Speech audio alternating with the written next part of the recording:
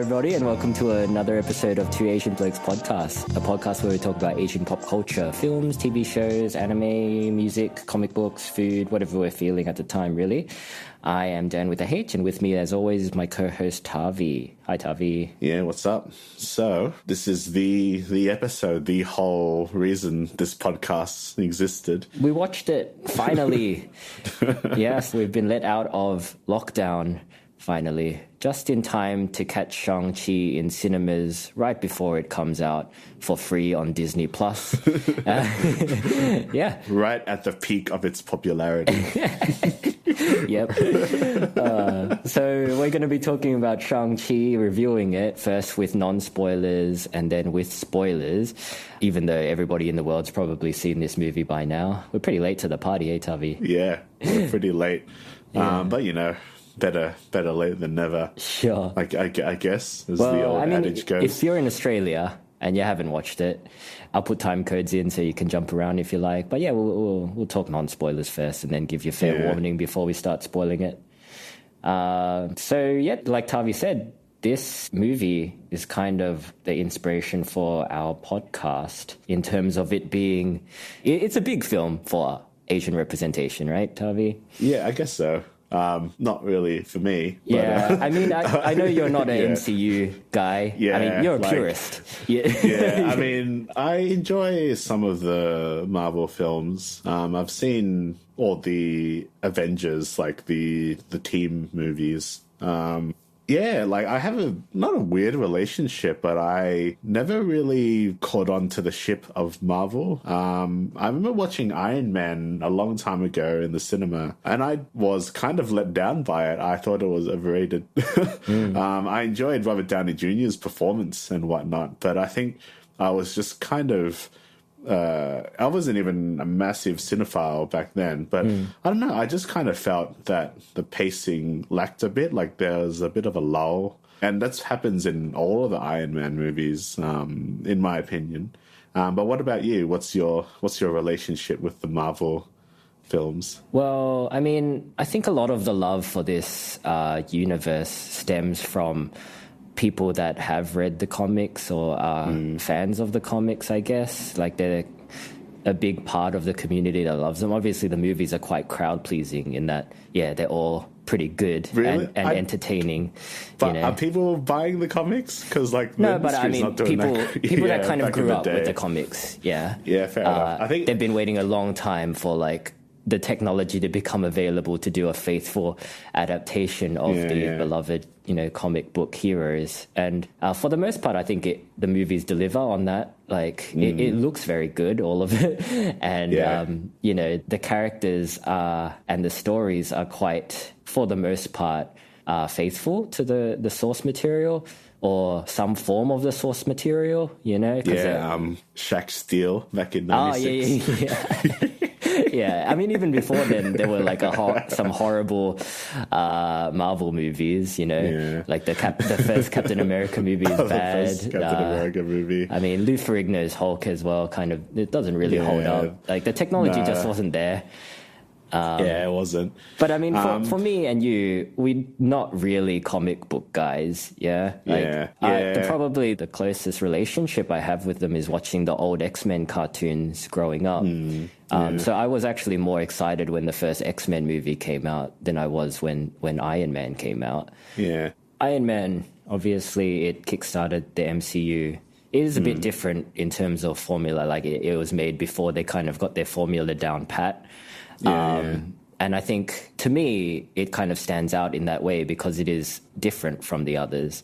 Once they find their formula, they kind of just kept churning them out. And it does tend to get quite samey, especially the Origins films, Much more than quite, I'm going to have to say. Yeah. Just hold on a second. I just better make sure that my barricades and my shotgun is polished. Yeah. Because I feel like after this episode... there's going to be a bit of blood. No, I mean, they're unmistakably influential in the scope of, like, recent cinema. I really do have to commend, Kevin Feige for setting up this universe, because it really is a feat to like intertwine all these movies with all these stories and to keep like the quality of Marvel films are good. I've never seen a Marvel movie where like I've hated it. Sure. I've always like enjoyed it. So yeah, like I guess it's the, you know, you have to marvel at the technology that these movies I see what you did there. See what I did. But yeah, Shang-Chi is the first MCU film that features a predominantly Asian cast. I would say Asian American cast that tells that pretty distinct story. Sure. Since you're the passionate Shang-Chi fan, do you want to introduce the synopsis and the story to this episode? Yeah, sure. So it's about the titular Shang-Chi. He's a master in martial arts. He's learned all the martial arts, but he doesn't want that life anymore. He's living in San Francisco incognito, just trying to be a normal dude, I guess. Shang-Chi is played by Simu Liu. He's got his friend Katie, who is played by Awkwafina. But inevitably, his past catches up to him, and he has to confront his dad, who is played by the delightful Tony Leung. Yeah, Tony Leung. Tony Leung is definitely the guy to cast if you want to cast someone who is longing for a woman. That's where he's made his roles. Big doe eyes, yeah. I have a feeling that a lot of people who are watching Shang-Chi, and this is me being a pretentious snob, but a lot of people watching Shang-Chi probably don't really realize how prolific Tony Leung really is, coming from the Wong Kar-wai movies and whatnot. I guess like because the Marvel movies get a much broader reach than maybe his Hong Kong works. The people that I've talked to about Shang-Chi are like, oh, I've seen this guy, but don't really know who he is, you know, kind of thing. But yeah, you like Tony Leung, right? Yeah, of course. Like, yeah, he's the biggest name actor in this film, like arguably. Michelle Yeoh. Oh yeah, no, that's true. Michelle Yeoh. Her and Tony Leung are probably the most famous actors in this movie. After that would be Awkwafina. So what did you think about this movie? Yeah, I enjoyed it. I think as far as origin films go, I think it's definitely one of the stronger ones. All the performances are quite good, I thought. Like you mentioned, Tony Leung, he's great. I think I feel like without him, the antagonist wouldn't have been as compelling. For sure. So props to him. Yeah, what do you think about Simu Liu? I think he's doing a good job. He does the physicality pretty well. He's jacked. Yeah. he's pretty jacked. He's definitely done the physical work for sure. I think some of his acting is a little bit wooden at times, and I'm not sure if that is due to lack of charisma or lack of star power. Maybe lack of experience. Lack of experience, but he's trying. I like Simu Liu as a leading man. He's an odd duck of a leading man, I reckon. Like he kind of looks like an average bloke. You know, he looks like my accountant. Well, he was. He started his career off as a stock photo, an accountant, and a stock photo model. Yeah. So basically, he is like literally a stock image of a person. You know. But of course, he's handsome. Like he's not. He's not ugly. He's a handsome bloke. But he has a very normal looking face. Underneath of which is the body of a superhero. Well, there's one scene where Awkwafina is like, does he look like a fighter? I'm like, well, yeah. Because they hide it well with the clothing, but like he doesn't look frail though. No. Compared to like Steve Rogers in Captain America 1. Yeah, but like if I saw him on the street, you know, I wouldn't assume that he's capable of like kicking my ass. Well, I assume anybody is kind of capable. I wouldn't assume that is a pussy though. Yeah. True. But I haven't seen any of his work. I know he was in that the sitcom Kim's Convenience. Kim's Convenience. Yeah. And he's in something else. He's done some stunt work. He did some stunt work on what's it called? Pacific Rim. Oh, really? Yeah, before he was on Kim's Convenience. So he's got a background in action and he's got a background in comedy, I guess. So he's, He does, because he does the physical stuff pretty well. Like, he looks like he knows what he's doing. And that's probably let down a little bit just by some of the editing and some of the CGI. Because he can tend to look a little bit rubbery, which is probably an issue. You with some of cannot the have an movies. MCU film without CGI. Yeah, I know. Yeah. But, like, it's just an issue that I have. I mean, he sells it. He's done a lot of hard work, and he's trained a lot, and he definitely sells the action and the martial arts. And I think even as a character, he sells like the kind of person that's trying to get away from his past. He kind of just wants to be normal, and like I like him. I think he's a really likable actor and character. Yeah, I look forward to seeing him continue to play this character because, like, you can only, I mean, for the most part, you can only get better, right? I like how he doesn't have a superpower. He's just really good at martial arts. He's a trained killer. Yeah, it's good. And, like, I guess if there was no Awkwafina, the movie would have suffered, because I actually liked her role. When I first saw her, I guess, during Crazy Rich Asians, which I didn't like her character then, but she was in The Farewell, which I really liked.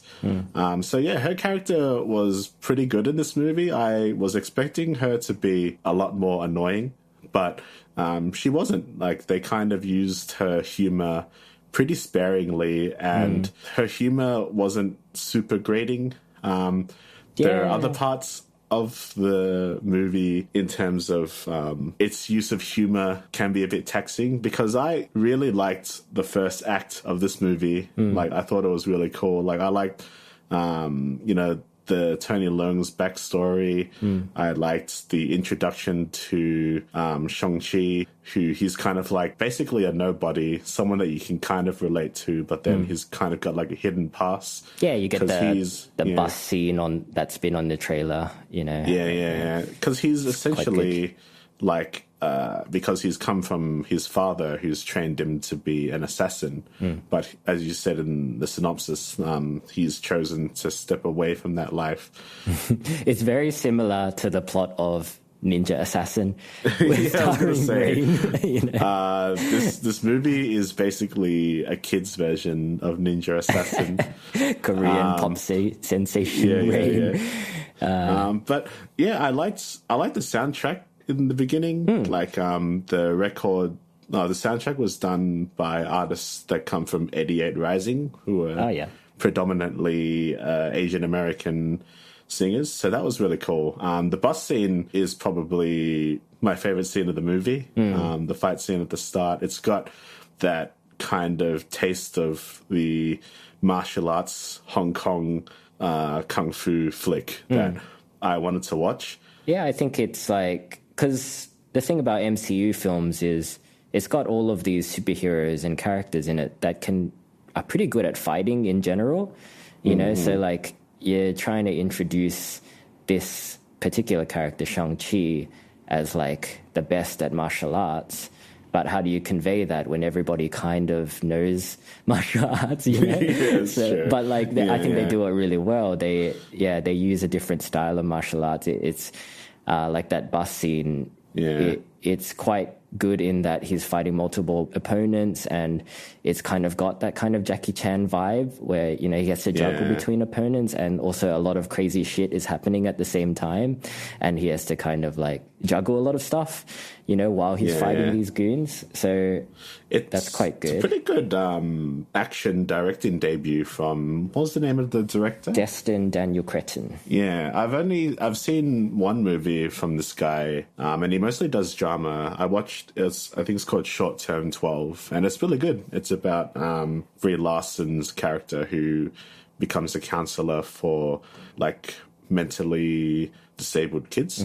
But yeah, it's a good movie. So he does drama pretty well. But yeah, I guess this is his first major blockbuster, and I assume he's Asian American himself. And I assume that, yeah, he's definitely taken his cues from probably films that he's grown up with. I think he's a similar age to us. So I have to give like really big props to a lot of the fight scenes in the first act, like the scaffold fight scene, the I guess the fight club fight scene. Even like you mentioned Tony Leung's backstory. Like I find that fight that he has in the forest, it's a really nice kind of nod towards the more like old school, I guess, with all the wire work and like your Crouching Tiger, Hidden Dragon-esque fighting. It's very balletic, and it's more like dancing. Yeah, that scene is really good. Like the CG in that scene is actually really good, and the way that scene is shot when he meets his wife, there's a lot of care into that. And like when she knocks him over and like she defeats him and he's like in the pond, and then there's just like the big wide shot where he's basically in the center of the frame and he's in the pond. And then you can see like the big red tree in the top right of the corner. She's staring. It's probably like one of the best frames in the film. Yeah, I found the coloring very like similar to that kind of angly stuff, you know. Yeah, it's very really vibrant. Good. And also, and the I don't think this character has a name, but the masked guy when he fights on the scaffold scene, and there's a helicopter and he fights Shang Chi, and then there's that kind of purple hue that's like shining on them, and they're like fighting in silhouette. It's very much like that scene in Skyfall, actually, where it's a little bit of, I wish it was a longer take, because that fight scene was actually really good. Because a lot of the fight scenes, even in the bus scene, like you can tell where they've smoothed things out with CG, and you can tell that the frame rate's a little bit too smooth, and that's just something that takes me out of it. But when he's fighting that masked dude, it's fairly like just physical, like on its own. There wasn't too much CG manipulation. Yeah, so like the first act of the movie is really good. Some of it is severely let down to the well, for me, it's the, you know, in the MCU movies where they just like to just chuck in jokes and funny very moments. quippy stuff, right? No, it's like, you know, in the bus scene, like I'm enjoying watching Shang-Chi fight and stuff. And then the dude's just like, oh, he starts filming. I'm like, I don't want to see this guy film shit. I want to watch the fight scene. And it's like, it's a tense scene because he's fighting for his life, you assume so. Yeah. And then just having that guy just coming in constantly, not maybe 3 times to just throw some quiffs here and there, just really brings down the tension. And it's just like, I didn't like it. That really ruined it for me. MCU does make a habit of that. They can never have a serious or somber moment. They've always got to be joking around. I think that's one of the aspects I disliked about this movie. Like there's another scene where he's actually explaining his backstory to Katie. It's in not a bad exposition dump, you know, because they're showing what he's talking about. You see the young actors, and then it's cut by some gag about an airline hostess who's talking about beef or vegetarian. Oh yeah, and it was just really dumb. I was just like, whoa, because right after that, he's telling his pretty serious story with some weight. But the weight has been like just cut off. But then he starts talking again, and then Katie's asked him like, I thought she's like, do you regret, like, or do you want to go back or something? She asked a pretty serious questions. It's still heavy. But then there is actually a funny moment that works when she asks like why, when he explains why his name is Sean. And then that was like organic. Like you only needed that little bit of banter there. And that just would have been fine. Like it's a organically funny moment that could happen rather than having some really stupid like airline hostess moment. And it's just like, it just cut that tension and the weight of his backstory, I reckon. But I don't know. Am I just looking too deep into it? I think you have something there. And I think a lot of it has to do with like the MCU's fear of alienating their audience, I guess. Like they don't want their films to be too serious or too dark because then they're just the DCEU, you know? But I think it needed to have that because Shang-Chi's story is surprisingly heavy. Like he's basically a trained killer. And this happens, we've talked about this trope in Asian films quite often, and I thought that was really cool because it's like MCU is embracing that kind of Asian story that, you know, we've seen a lot. So I was like, oh, that's cool, but beef or vegetarian. You know? Yeah. But to the movie's credit, that kind of stuff dies down a lot in the second half. I think that's kind of the last like form of bathos that really like took me out of it. I wish that wasn't there because like it's really good. I really like Shang-Chi's backstory. Like, yeah, I think like particularly the first half is quite good. It kind of drops off for me in the second half, which we'll get into when we talk spoilers. I was going to say, but yeah, I think like you said before that they don't overuse Awkwafina and her humor. I would agree with that. And I think the dynamic that she has with Simu Liu, like, is quite good. I like that they're kind of just mates. Definitely. I want to see these two characters again, like in another movie. I would watch a Shang-Chi too, like Shang-Chi 2. I would argue that maybe they didn't know how to use Awkwafina, or they didn't know what to do with her character after a while. But again, we'll get into that in spoilers. Just forget about it. You're probably right. Because if she's not there for jokes, then what is she there for, really? She has a moment, but you're probably right. No, right. I can't speak English. I'm gonna have a drink. Give me a second. I think my throat's kind of dry. I like that there was a lot of Asian stuff. We can't really ignore the Asian representation talk about this movie, but they actually did it pretty well. Like when he's having breakfast at Katie's house, and it looks similar to some of the households that we've probably grown up with. For sure. Like there's a certain diversity in the Asian culture that they do show. Obviously there's the fantastical elements as well that come from like old Chinese cinema, that kind of stuff. But then you do get like the American Asian side of it as well. Like just, you know, having breakfast with your family. There's an old grandma who's always asking, when are you going to get married? There's like the kind of old Asian ideals versus like the thinking of modern young Asian people. There's karaoke. The karaoke. I mean, come on, that's our growing up, man. You know, we've always had those moments where you were like, oh, we could go home. And then cut to like an hour later where it's just the way you are. And the fact that it's a private room and it's like getting up. Yeah, that is a very accurate representation. Some of the dialogue can be a little bit forced about the, you know, Asian American dysphoria stuff. But for the most part, it's done pretty well. Are you talking about the scene where Tony Leung asks what Katie's Chinese name is? No, not that one. It's during the talk how it's like the mum's like, oh, that's such an American thing. It's like, oh, you are American. And it's just like, okay. It's because she's Asian and such and such. But I think for the most part, it's done pretty well. And I have to commend Marvel or Disney for being a bit more subtle. I guess it's like Shang-Chi was supposed to be what like Mulan was supposed to do, but Birth was still banned. Sure. In it wasn't released in China, huh? This film. No, it wasn't released because of issues. Yeah. But it's it's still doing hella well in the box office despite that. Yeah. Off like $200 million budget, it's made over $400 million, which is quite good considering the situation.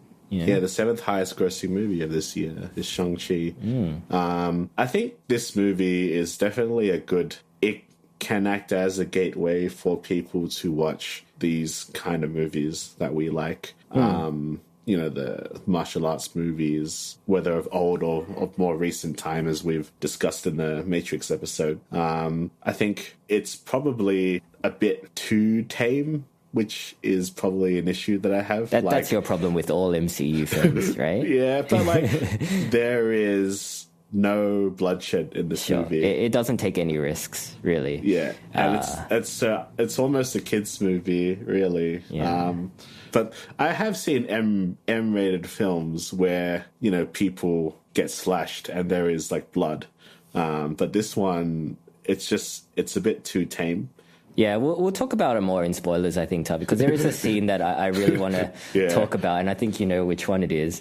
But yeah, for this film, before we do get into spoilers, do you think it's the most important film of 2021? For me personally, no. I mean, yeah, it's like... It's a good movie, and I would recommend it, but it's also very overrated. It's a good time. I mean, all the, you know, Asian representation stuff aside, it is a good time, and I think it is genuinely one of the stronger MCU origin films. But that said, it's still an MCU origin film. Yeah. Yeah. It pretty much. if you like the MCU films, you'll probably like this. If you're an MCU hater like Tavi, you might think it's okay at best. I reckon. If you're a purist like Tavi. Yeah, sure. Would you agree with that? I just gotta make sure that no one's got like I don't have a red dot on my head when I was hanging there. It's like just collapsed through recording. But yeah, spoilers, right? Yeah, let's talk spoilers. So yeah, second half took me out of it. Yeah, it really let it down. What part specifically? Like which bit? Just what most MCU movies suffer from is the second act middle section lull where like nothing happens. I mean, there's the forest, the maze forest scene where it tries to eat them, but I'm like, I'd already seen like these really cool action scenes, and then it just becomes like, you know, a CGI fest. I did like when they went to Talo. All that mysticism stuff looks cool. The creatures look cool. See, I didn't mind that part, but it was for me. It was when they got to the literal wall of exposition. You know, when Michelle is talking to him about that's right. The history of like the village and the wall that's keeping out Cthulhu. You know, that's when for me it was like, like this is because it's quite late in the film to be introducing like the greater threat, you know, and I was a bit like I feel like that's the issue with MC. It's like the stakes has to be world ending, not personal, because I love the idea of like Tony Leung being haunted by the voice of his wife, but you don't really see it. He just talks about it. If they didn't have this whole literal wall of exposition, you can have a bit more time where you can see Tony Leung maybe suffering from, because you know he's suffering, and you've got the master of longing for a woman in your movie. You got to use that. Like the scenes where he's in his office, it did remind me of like In the Mood for Love, you know. And he just wasn't that well utilized, I guess. Like he kind of takes a bit of a back seat to the wall of exposition, and it's just kind of like, oh yeah, the final boss is just the giant monster thing, which looks cool, but it's like, I mean, I was more interested in the family dynamic between Simu Liu and even his role as the Mandarin. I would have liked to see more of that than you know, a Cthulhu dragon. Definitely, 100%. Oh, 100%. You know, like because they tried the Mandarin, the character of the Mandarin in Iron Man 3, and obviously fans weren't really happy with that portrayal of the Mandarin, so they kind of retconned it to do it a bit more justice, and they referenced that so much in this film as well. Yeah, they do. That Ben Kingsley thing should have been a gag and then done, but he actually stuck around for a long portion of the film, which there's this jumping ahead a bit to there's the war scene, like Tony Leung is like prepare for war, but it's like all this non-lethal stuff, which is like why it's not. I was talking about it being too tame. Like you don't see any of the village soldiers or the 10 Rings gang kill anyone. It's like shoot them, and it's just like lasso. I don't understand why the Ten Rings, this ruthless organization of assassins, is putting funding into developing crossbows that shoot electric lassos. You know? It's Disney. That's why. That's basically it. Is what it is. It's just like let your audience see some people die, because that's all. One of the guys has a machete for an arm, but he doesn't stab anybody with it. And like his sister is fighting as well. She's got a knife on a rope, but it just wraps around people's necks. And like just chuck the knife into the back of that guy's head and be done with it, you know. Don't grab his arm with the rope. I can't believe I'm going to say this, but even in Mulan, you see people get slashed and arrowed. Even in the actual Disney movie, you see people die in a battle. You see a proper war scene. It's a bad war scene, but people are dying. I mean, in this one, it's like the Cthulhu dragons are like sucking the souls out. And it's just like, it's a very like Disney way of killing people. Of getting around it. And then there's like the masked dude who they've like set up like to be like a really good fighter, and then he just gets his soul sucked. Like the dude that Shang Chi fights in the really cool scene in front of the backdrop, and they're building up like this kind of implied rivalry, but it's just the dragon thing sucks his soul, and it's like, okay, let's work together. And it's like I was just like, man, I guess that's why they kind of had to introduce those otherworldly elements, is so that the protagonist could have something to kind of kill, you know. It's like because in the MCU films, like they often face faceless armies of like either aliens or of robots, you know, and they're able to destroy them because, you know, they're aliens and robots. Who gives a shit? But I guess the Ten Rings is made up of humans. The village of Talos is made up of humans. So them facing off against each other, where like, you know, because it's an MCU film, they're not going to like really kill anybody. It kind of takes the gravitas out of the scene. Yeah, but the thing is, like, can we kind of, because it is catering to MCU fans who like that stuff, like, because it's, like I say, it's a very PG movie, even though it's M-rated here. But it's like, you know, you can take your 10-year-old kid to watch it, and like he won't be scarred. There's nothing that's gonna like stick with him. I mean, like we were talking about Lord of the Rings the other day, and when I saw that, and that's an M-rated film here, but like you got orcs cutting off heads and fucking, and it's brutal. It's a fairly bloody movie as well, because you got Peter Jackson coming from Brain Dead. So then you come 20 years later, where it's like, I mean, how much do we want to mollycoddle our kids where we can't even show just that iota, like the only little bit of blood you can see is when Shang-Chi fights Tony Leung at the end, and he's got a slight scratch on his face, like on his cheek, but other than that, he's like, yeah, I'm good. I guess Marvel's got a Marvel, like Marvel. So we're probably a bit too old to kind of see that, because, you know, I just like, a lot of people who know me well know that I like my violence pretty gritty. But I think there are ways to do that violence, to have them, you know, trying to kill each other without, you know, making it an R-rated film. Yeah, for sure. I mean, Lord of the Rings. Yeah, like even the first Spider-Man movie. Exactly. It's not impossible. I think there didn't feel like there were any stakes in that fight, and it felt like we were just filling up time. I think the first act of the movie is the director's movie. The second act is the MCU's movie. You could be right, yeah. And it's a shame, because like I really enjoyed the first act, and to be honest, as you said, I'm not an MCU hater, but I'm not a big fan of them, and I was kind of walking in to this movie kind of prepared to not like it. because of all the marketing behind the movie. I'm not a big fan of how this movie was marketed, but anyway, it nearly won me over in the first act. I'm like, wow, this is a pretty entertaining film. You know, it's not going to fall into the Marvel traps, and then it did. Yeah, and then I was sad.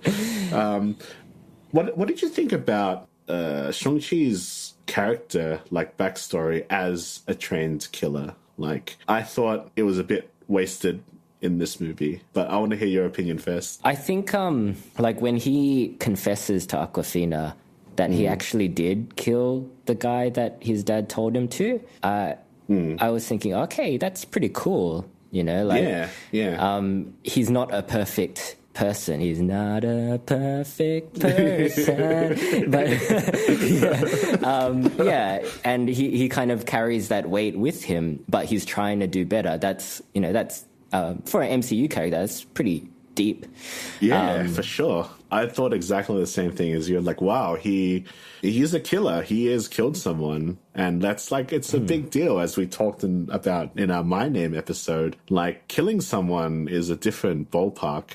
And like, you wonder if he is running away from his past of being a killer, because they don't really imply that much. They just say he's running. Like, I guess like the basic message or basic interpret, he's running from his potential, but he's a killer. He has killed, and I wonder if like they had explored that more. Like maybe he killed that guy, and then he had killed more people, and then he wants to run away from it. That like, it's not going to happen in an MCU movie. But I wouldn't be surprised if they retcon it so that he didn't actually kill that guy. Like, that guy survived Shang-Chi's attack, and it was actually the Mandarin that came off. On, Disney. Finished him off. Let him be a slightly like flawed, imperfect. Like, that's a big deal, because no one in the MCU has really killed anyone. Black Widow probably has. Peter Parker.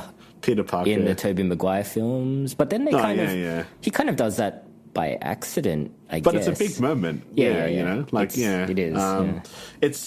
I wish they had expanded on that a bit more, like the kind of the gang stuff, like when they kill his mum. Actually, one of my favorite scenes is when Tony Leung goes and gets revenge. Yeah, I was going to say that. That's cool. And I wish I had kind of seen a bit more of that, because he's like gone in and Tony Leung has killed people. And you see at that point that Shang-Chi's like, I want to help you I want to be a killer as well. That's more the family stuff, you know. But there maybe have been someone who's like talked him out of killing. Because I think he goes to school and stuff, and like Katie talks about him being bullied and whatnot. I reckon that would have been cool to actually have seen. I'd rather have seen that, like him at school, him being a kid being bullied, and Awkwafina helping him out. But then she discovers that he's a killer. Maybe he accidentally killed someone on the bus, or maybe in the Kenshin movies where he's sworn off killing, but he has had a body count instead of Cthulhu monster. yeah. But like, there's a pretty good quote, but also when I wrote it down, they say like, a blood debt has to be paid by blood, which is a cool line, but there's no blood in this movie, so it's like, and it's a pretty hefty thing to say, like, it's like a revenge line, and there's kind of like literally dipping their toes in the revenge story, but they're like, no, Cthulhu dragon. Like even the character of the Mandarin, like, he is a ruthless warlord essentially, and he leads a group of assassins, but it's kind of only implied in Shang-Chi that he is a ruthless killer. Like, when it comes down to what you actually see, you don't really see any of that. Like, the parts where Tony Leung is tortured by the voice of his dead wife, and where, his grief over the loss of his wife. I mean, those are all really good elements, but I would have loved to see him just like mowing down people, Yeah, definitely.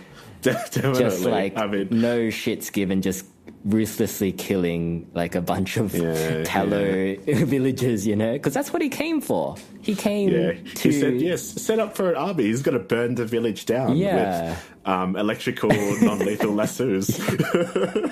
Maybe the electricity might cause a fire. That's what he meant. You know how much cheaper arrows are than electricity lassos to save your funding. 10 rings, you know.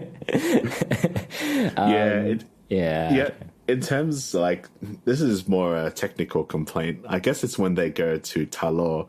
You notice, like, aside from the action sequences, when it's just, like, talking heads and expositions, all the shots are, like, really tight. They're always, like, you know, just the head, shoulder up, close-up shots. And it's, like, a very boring way to shoot stuff because it's very efficient because you can tell again, like you can see that the backgrounds are like super out of focus and then the actors, and it's just like, it's just green screen. Save on the rendering cost, I guess. Yeah. But like, because these movies are a little bit churned out, so they have to film it like that. But I wish they could just like build some sets and just actually be there. I mean, you have $200 million. I mean, and it's I don't know. I feel like it's just a bit lazy to just use CGI and everything. I mean, we were talking about Age of Shadows the other day, having like, you know, a bee's dick of a budget compared to this movie. And you got all these like really nice looking sets and really nice placement of things. And this production design here is really good. You know, everything looks nice. The costumes look cool and stuff, but it's kind of like it's not utilized that well because it'll just be like, half a sky with some CGI trees in the background, and it's like, it's just a waste. I think the infinite budget of the Marvel Corporation at this point kind of eliminates the need to be creative on their part, you know? Which is a real shame because with that amount of money and a bit of creativity, you could make something amazing, I think. But it's just like whenever there's an issue, just chuck money at it and go the easy route. Because apparently a lot of the processes in these movies cost the movie more money, but like the system it goes through is just like, just fuck it. Like, who cares? We got the money. Just spend it on this, you know? And it just takes me out of it. Like the final fight between the Mandarin and Shang Chi. It's all right. It's just too MCU. Like it's just too rubbery. It's a protagonist and an antagonist with very similar skill sets facing off against each other while shit happens in the background. It should be so much more personal though, because they had this awesome setup, because this is his dad who's trained him to be a killer, and Tony Leung is like longing for his wife, and you've got these like elements that are added to it, but I just didn't feel the weight of it. Because Simu Liu talks about like how he's gonna kill his dad. Like this is like, I have to do this because like this is what must be done. But like it wasn't really conveyed that well. The only time they kind of showed it was when he receives the rings and he could do the final blow, but it's like you don't really see Simu Liu actively trying to kill Tony Leung. Like he fights him, sure, but he's like fighting him with a non-lethal staff. I mean, sure, you get whacked in the head with one of those things in real life. You're probably not gonna come out. Not these guys though. They'd be fine. But it's like symbolically, like imagine if he like walked up and like he dropped the staff and grabbed a sword, like a blade. This is something that cuts. That's your intention, is to kill. And you don't really see that. It's just like, as you said, it's just a person with a similar skill set fighting each other. I do like the design of the 10 rings, though. I think they did that quite well. I like, because in the comic books, the Mandarin's 10 rings are basically the Infinity Stones that they've done in the MCU. You know, they all do different kinds of things. They're all rings that he wears on his finger. They come from the Space Dragon or something, I don't know. But isn't it like the souls of some of the Marvel people? Maybe. Who knows? I mean, we're not comic book people, right? If you know, let us know in the comments. Please don't yell at us. Your bandwidth when you check is like, I can't handle it. There's so much mail coming through. It's like, how dare you son of a bitch. But yeah, I like the design of them. I like how they utilize, he's kind of using them to propel himself into the air. Sometimes he'll it's cool. He'll use a couple as a shield while he's like chucking the others around. Shotgun bullets and stuff. Yeah, it's... Oh, man. I would have loved to have seen a burly brawl with just Tony Leung fighting off a bunch of... Like, right after that scene... Like, as you said, that revenge scene, imagine if that was, like, longer with, like, more dudes and more of him just, like, not giving a fuck. Just him tearing through a Chinese restaurant and, like... Yeah, man, you know, that would have been sick. Like that bit in Crouching Tiger, Hidden Dragon with the tea house. Yeah. So good. I kind of wish it was smaller stakes so that more of that could happen. But, yeah, like we said, Marvel's got a Marvel, You gotta have Cthulhu Dragon. It's funny because I like the design of all the creatures. I just didn't like the use of them. I'd kind of sort of checked out by then. I'm like, it's like all the good fights are done. Like it's all well done. Like when him and his sister are like riding the Great Protector Dragon and they're like fighting and stuff. It's all good. It's just like, it feels less personal because like Tony Leung has had his soul sucked by this moment. Speaking of that Protect the Dragon, I've got a note here that says dragon equals mum. Was that me or like, because he goes into the water and then he kind of has like a vision of his mum and then the dragon comes. So I thought, maybe it's like maybe that dragon is meant to symbolize his mum. And then after that, I kind of looked up a bit of information, and apparently at first the design of the dragon's eyes was based around that actress's eyes, the actress that plays his mum. Yeah.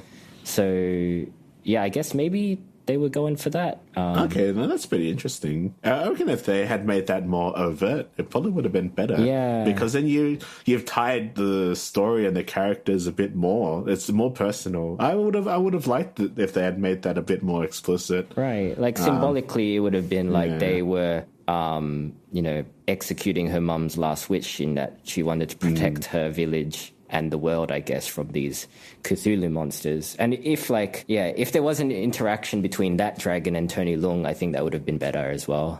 You pretty much solved the puzzle piece there, Dan. If you want to have a big Cthulhu monster, they should have made that more like overt. And it's a theme that people can handle. So I wonder, maybe it was like a hint of, the original screenwriter's vision, just peeking up from the cracks that have been covered by Marvel executive interference, It's like, can you take that out and add a beef or vegetarian joke? Yeah.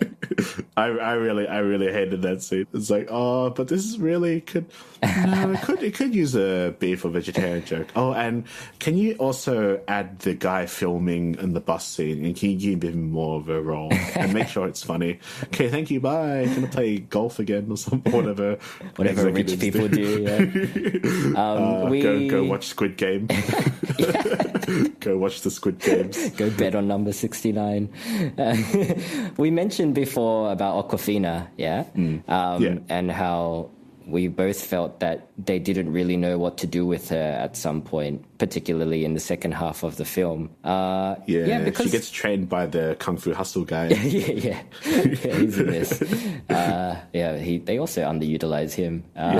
He just dies. It's just like it's dragged away. They kind of imply that he's good, but he just gets gripped by a soul sucker. It's like, okay. You're right in that they don't overutilize her humor, and that's probably for the better of the film. But like I said before, if she's not being funny and if she's not a romantic interest, then at some point they kind of have to slot her in somewhere. And I guess their way of doing that was to give her a bow and let her join the fight in some capacity. Because I liked how they were setting her up, because her arc is about, being inadequate. You see her interact with her family. When are you going to get married? I didn't come here for you to be just a valet driver. I guess her arc is supposed to be she has become someone, but you don't really see much of her. Like, she's basically just there for Simu Liu to dump exposition on. And it's a shame because I actually really liked her character. And I wasn't expecting to like her character, but she was pretty good in this movie, you know? I think what was missing was a realization and achievement of a goal on her end. Yeah. Like, because that Chinese lady that gives her the bow gives her a really good line as well. It's like, if you're not aiming for anything, you won't hit anything or something like that. Yeah, you're right. And yeah, if they had built on that, like just her like realizing something, there wasn't that... She kind of just becomes Shang-Chi's sidekick. Yeah. And then, you know, because you don't see her like, because they just say, oh, you're not good enough. But there was nothing in that really, because she was hitting the targets, man. I'm like, oh, she's ready. Yeah, but then Kung Fu Hustle guy's like, no, you're not good enough. It's like, what? But like, you just showed that she was good. And then she's like, okay. And then she, it's like, I would have liked to have seen more of an arc. But I mean, she eventually has a, life-saving moment where she shoots the dragon in the neck. But I feel like anyone could have done that. I mean, it's a big dragon. It's got a pretty big neck. I don't understand why, like, any of the other archers or anyone else was like... Maybe she was the last one left. The others are just like been tackled to the ground with electric lassos and they can't shoot anything. Yeah, actually, I want to take it back to back to the thought of like not seeing anybody die. Like, there's just you've always got that scene in these war movies where it's like all is lost moment. Yeah. And like you can see that people are struggling to fight against this massive oppressive force, because like the flying fucking dragon cunts come in and then they're all doing like all these really slick cool moves, like all the army, like they build a ramp of a shield, and it seems like they're not having an issue at all. But then suddenly like there's just a scene where there's a pile of dead bodies with no cuts, and then it's like, oh, can be like a heavy moment, like things aren't looking that well. But then Ben Kingsley's like, oh, I'm just playing dead. It's like, okay, cool. And it's just like, it just sucks. Like, let people feel like, oh shit, man, like it may not turn out that well. It's like, I feel like they should have killed the Ben Kingsley character off. That would have added a bit more like gravitas without, sacrificing someone that we actually cared about. They killed Kung Fu Hustle guy and Mask guy. That's also true. Yeah, I guess so. I guess they want to keep Ben Kingsley on contract just in case they have something for him down the line. Yeah, true. But yeah, what are your final thoughts about this film? Really strong first half of the movie. Second act, not so great. Yeah, like great utilization, as we was talking before at Aquafina, like her utilization of humor, but unutilized choices, except that she decided to pick beef. And it's well, they ran out of the beef, didn't they? No, they ran out of vegetarian. Oh, and then she picked beef. Okay, good joke, man. Good joke. Yeah, good joke. Good on you. But if you like MCU movies, you'll definitely enjoy this one. And if we have any listeners who are like 10 years old, like this is a great gateway to watch some pretty cool martial arts action. Then go and watch The Raid 2, which is R-rated and illegal for you to watch, but it's all good. Just do it anyway. But your parents, they probably don't know how to do the age restriction thing. Just find it and watch it. But there is some pretty mature stuff in this movie that rears its head just a little bit, but just doesn't go that way. But yeah, good action, good soundtrack for the most part. Good performances as well. Good performance. Yeah, and like good representation. Like, it's not super in your face. But it's not the most important movie you ever see. But yeah, what are your final thoughts? It's good. It's a good time.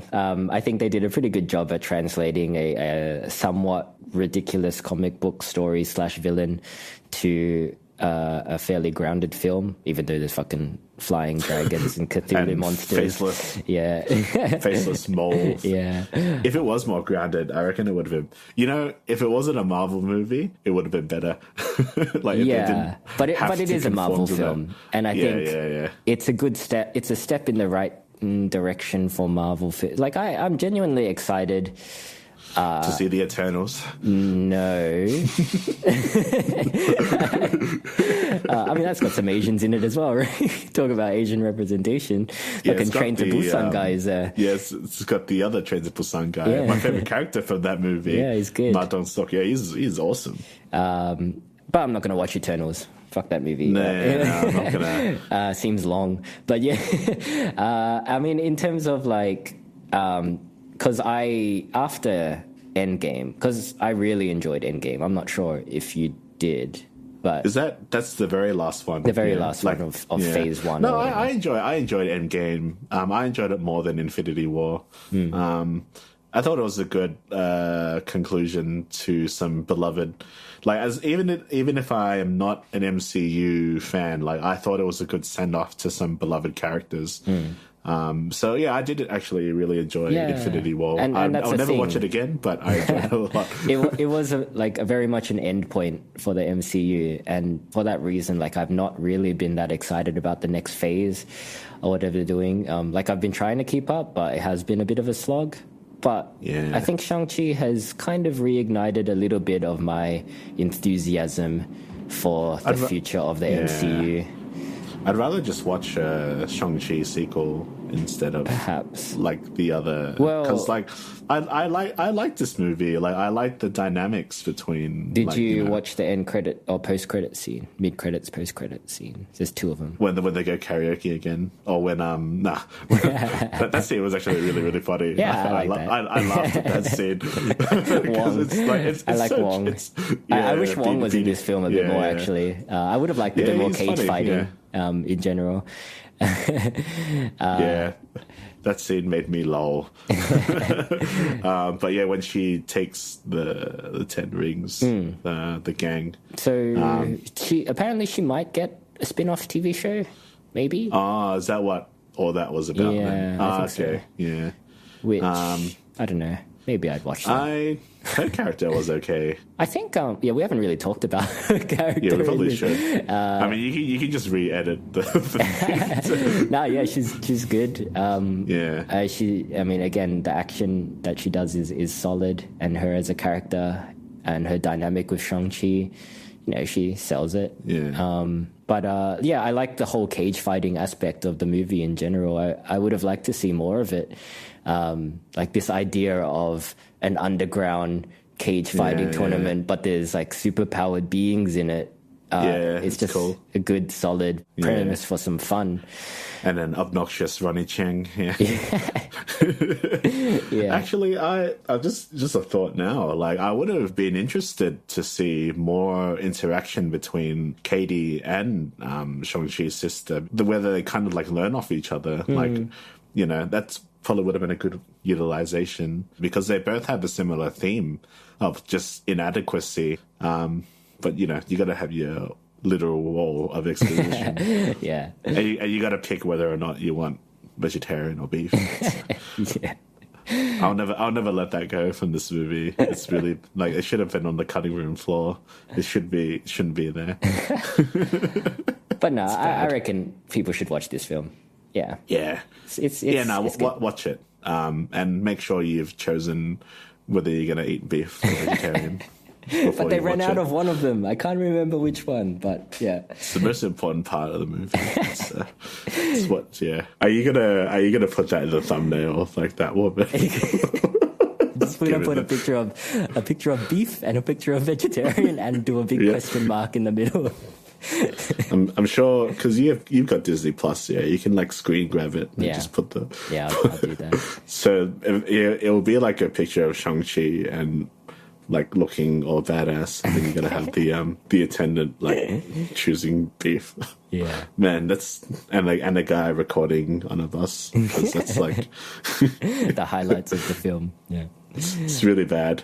It's like that scene alone brought down like the score. All right, let's wrap this up because I gotta get going. But you're gonna have beef or vegetarian. I'll let that joke go. I'm sure people are probably sick of me saying that now. So guys, did you enjoy Shang-Chi? If you haven't seen it yet, will you see it? Are you looking forward to it? You can get in touch with us at 2asianblokes@gmail.com, or you can join our Facebook group and be part of the conversation. Yeah. thanks for talking about this stuff with me, Tavi. I know you're not the biggest fan of the medium. So is this basically the end of our podcast now? Like, can I be free? Can I do other things now? Oh, well, you've already watched the garbage TV shows, Tavi. You might as well commit to talking to them. I shouldn't say garbage. I haven't watched it yet, but might be good. Yeah, well, I'm gonna go cook some beef. Actually, I'm gonna cook beef for dinner tonight. So good. Yeah. All right. We didn't run out of beef. All right, guys. Until next time. Bye. See you later, guys.